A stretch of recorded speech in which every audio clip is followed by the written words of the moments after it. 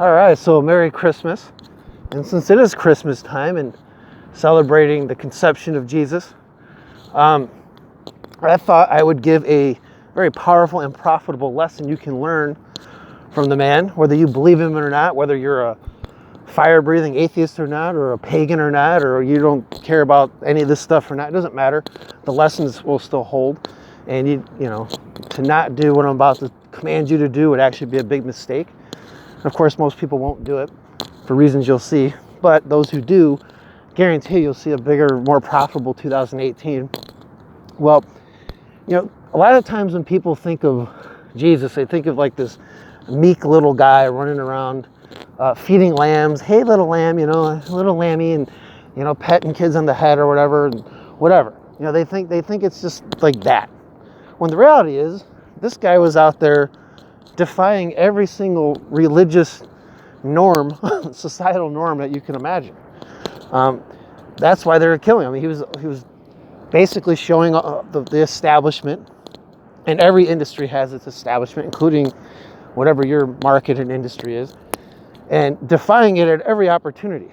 Now the result is he got killed, and I'm not suggesting you go out and get yourself killed or anything like that, but he also built a gigantic religion that 2,000 years later, his brand is way stronger now than it was 2,000 years ago. And it generates a lot of money. The church in its various denominations or whatever generates a lot of money and always will, always has. And there's a reason for that. It's because he was defying societal norms, the religious norms of the day. He was going around taking all the stuff that people were saying and saying, here's why they're wrong, here's why they're hypocrites and all that. And of course they killed him for it, but he has a brand that's just bigger, probably the biggest, most known personal brand in the world. Now, what does this have to do with your business? Well, it's the same thing. So there's a product called $10 Million Strategies from Dan Kennedy. It's a great product. If you ever have a chance to go through it, it's brilliant. And one of the 10 things that his highest paid clients do, the ones that make the most money of the biggest businesses, and he does this at every opportunity himself, is defy the norms of their industries, regardless of what it is. So, you know, he gave an example of how when he first started his advertising business, the norm of the time was to go to client, you know, 15 different copywriters going to the same client to pitch their best ideas and all this to the client. And only one would get hired, and usually what they would do is they would end up hiring someone but taking everyone else's best ideas and then hiring someone else. And that was just how it went. That's how it went. Everybody handed a business card out and all this other stuff.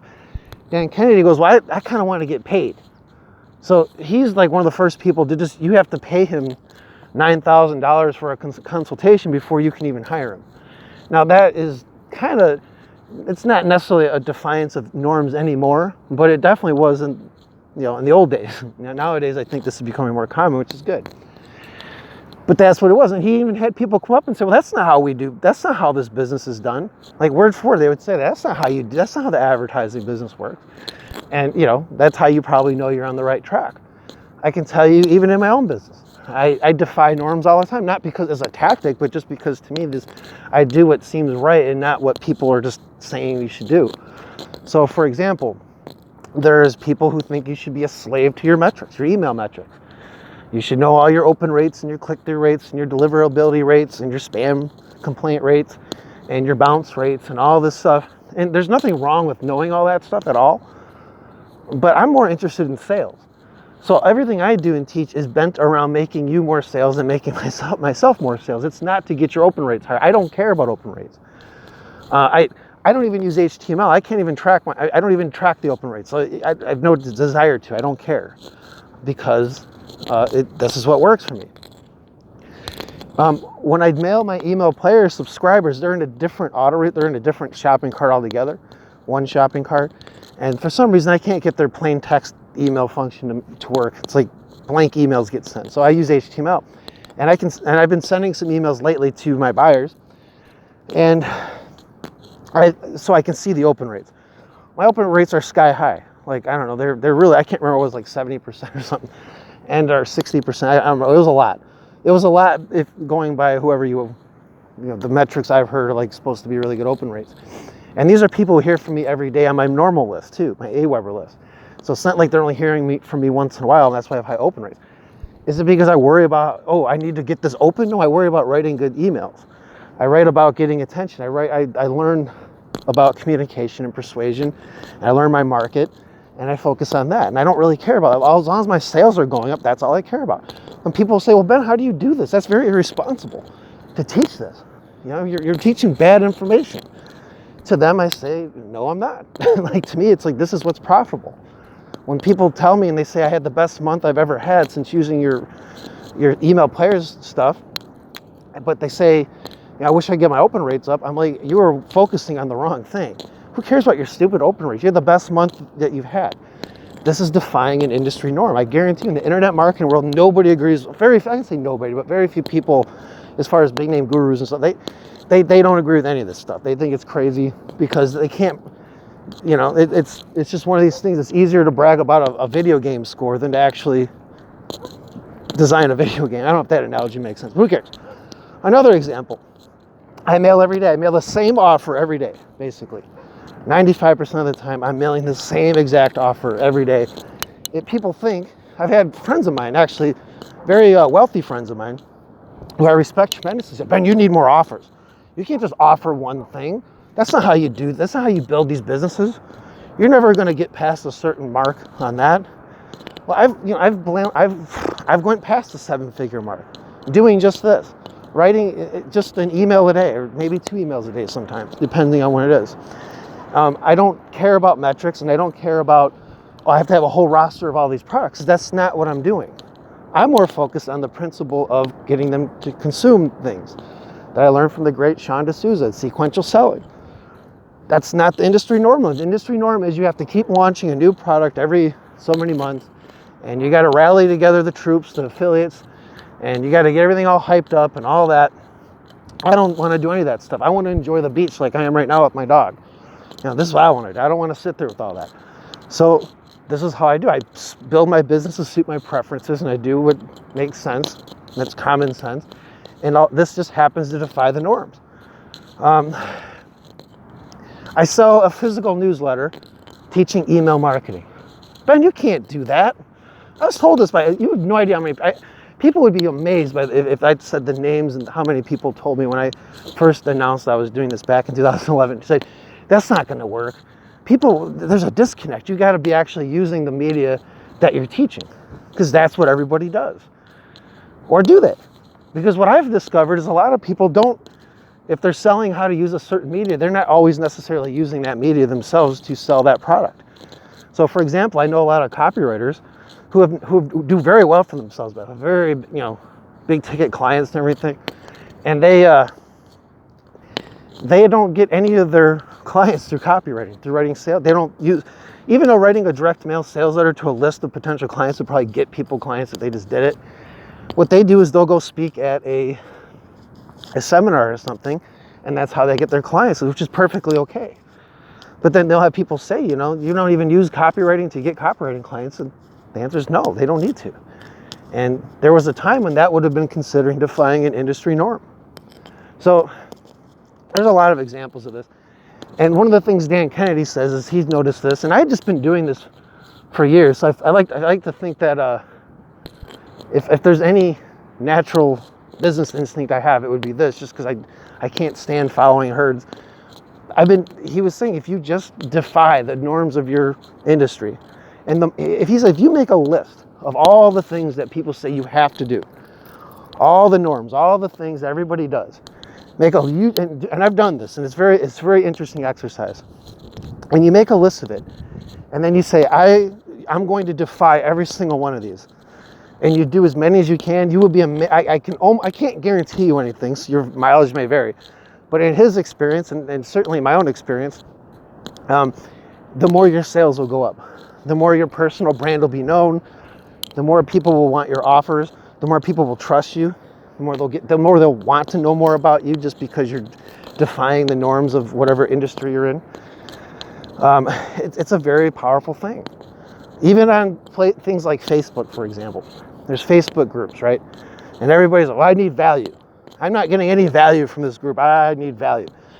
And so when I had my old Facebook group, one of the things I consciously did is this is going to be a no value group. Completely defied. Like everybody, how can you have a no value group? I didn't allow anyone to give value except me in there. And the result was a group that people loved going to because they weren't getting the same old virtue signaling crap and people pounding their chest to try to troll for clients and customers.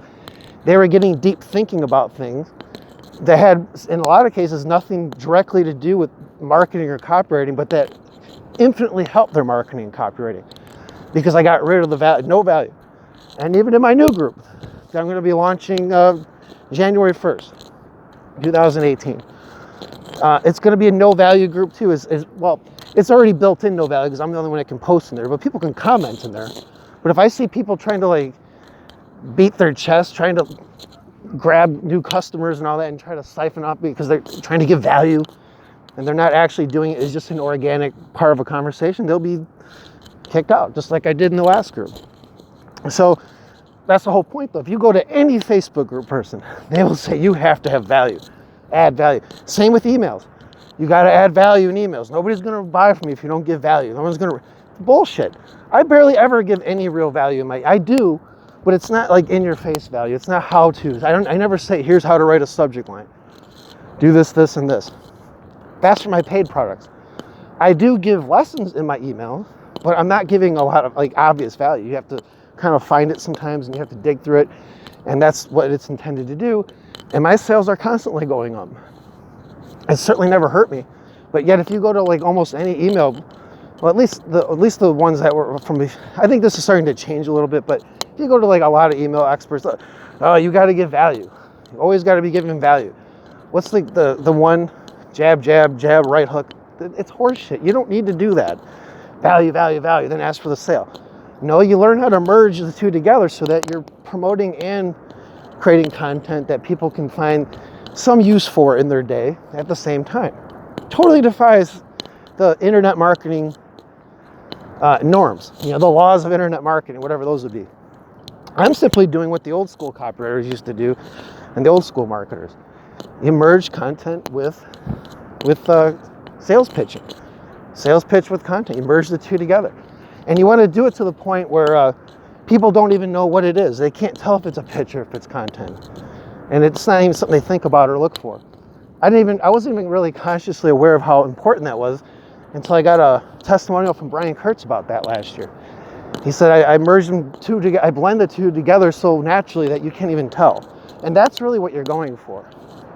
It's not about, here's X number of ways to do this, and I'm going to put 3 videos out over the next 2 days, 3 days, weekend, and then I'm going to pitch. It's dumb. It's like, that is not how, it's how the internet is apparently. It's done on the internet, if you go by the average person talking about this stuff. But in real life, it doesn't work that way. Can you imagine, and I talked about this before, there's people who, how to do emails, people say, well, you got to have goodwill email days, and you got to nurture them. That's one of my favorite ones. Nurture, as my podcast producer Jonathan calls it, nursing sequences. They make no sense. But that's the norm. That's the way you're supposedly supposed to do it. No, you don't do that. You start selling on the first email. Why? Well, put it this way. Can you imagine the late Marty Edelson, the guy who founded Boardroom Books, Bottom Line and all that, $100-some million business. He had how to go $3,500 to his name. That's all he had, or to play with at least to launch his business. He gave it all to Gene Schwartz, the copywriter. Gene Schwartz wrote an ad, and the business basically was such a good ad that it launched the whole business, and the rest is history. But can you imagine if he had said, all right, Gene, we're going to nurture this. We're going to get a list, and we're going to spend a lot of money to nurture. I want you to send sales letters to them that don't sell anything, and I want you to nurture that list. No, it doesn't work that way. Now, people say the internet's different because it's free. Well, it's not really free. That's a false economy. And anyone who thinks it's free is crazy. They're not thinking it through. It seems like on the surface, but there's a lot of lost sales and lost opportunity that happens with all this. Let's just give everything away free, or the whole concept of, if I give them all my best stuff up front, and then when I sell them something, they'll say, wow, if that was the free stuff, I can only imagine the paid stuff. Well, it seems to me like that's not only a recipe for creating freebie seekers and that sort, and they become very angry people when you try to sell them something. But how can they not be disappointed if you gave them the best stuff up front, and then they buy your $2,000 product, whatever, and it's not as good as the stuff you gave up front? How can they have anything but disappointment? It makes no sense. Oh, but XYZ guru says you got to do it. It worked for him. You know, there are people that can make this stuff work. I'm not going to say it never works, but I also think there's a lot of bull crap being spread around there. I think there's a lot of nonsense. I think there's a lot of showmanship. I've seen firsthand some of these businesses and their profitability and the high refund rates and all that. I think it would very much horrify their fanboys. That's all I'll just say. But whatever. Anyway, here's the point. Just think about all the ways you can defy the norms of your business. When I was in weight loss, for example, and if you know Jim Yagi, he will test this. He's the one that told me, actually. Him and I partnered in that business along with the person who was doing the content. And we didn't have any before and after pictures. Like, this is what you're supposed to do in weight loss. You have to have a lot of before and after pictures, or it won't work. I mean, I was told this by many people. You have to have before and after pictures. Or it's not going to happen. People are not going to buy. They need that. They need to see it side by side. All right, and that's what everybody does. Well, we didn't have any before and after pictures. What we had was a picture of the pen. There was a guy writing the content, but the pen name was a girl. And for obvious reasons, that's who we were selling to. We were selling to females. So it was a picture of his sister-in-law that she sold him for $20. That was our only picture. A picture of the person who's the pen name of. And Jim Yagi tells me that we converted 40% of that list into sales. And that's cold traffic in a lot. Not all the cases, but a lot of the cases was cold traffic. And it was probably a lot more than that, but I have no idea how you would track Amazon sales, because we're selling Amazon books too. So if we listened to everyone else, so you have to have before and after pictures, we never would have launched the thing. We never would have made the sales we did, and it would have been a big waste of time. But using common sense and the basic principles of direct response, we were able to do this without a before and after pictures and without fancy graphics and without even a fancy looking page. It's actually a very bare bones page. I actually show this in my it's one of the ads I analyzed in my Copy Slacker product. So if you have that, it's one of those bonuses where I analyzed it. But we didn't care. We just did what we knew would work, and it worked. If we'd listened to everyone else, we'd still be probably twiddling our thumbs.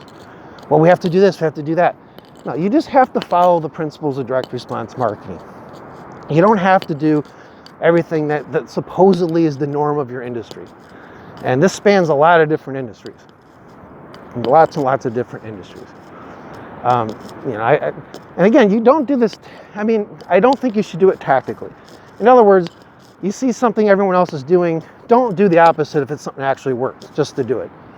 You can always test it out and experiment with it, but there's always going to be exceptions to these things. But for the most part, in the cases I've seen at least, the more you defy the expectations of your industry, the more you piss off your competition as a result, because now they have to kind of hamster spin why they're not doing the same thing when they don't. And this happens with daily emails all the time. Oh, my tests show that if I mail once a week, I make more than daily, which, I just find that very hard to believe. So maybe there are some cases where that happens, but it's just they're just lazy and don't want to write every day. They want to create content every day.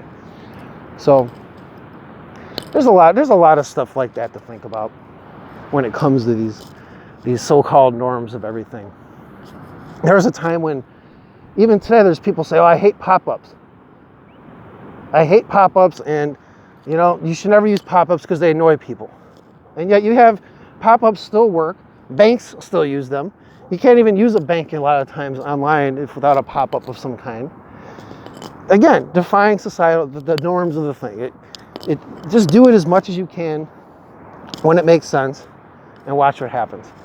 And I can tell you the satisfaction you'll get of just pissing off your competition, everyone else, is worth it. Absolutely, it's worth it.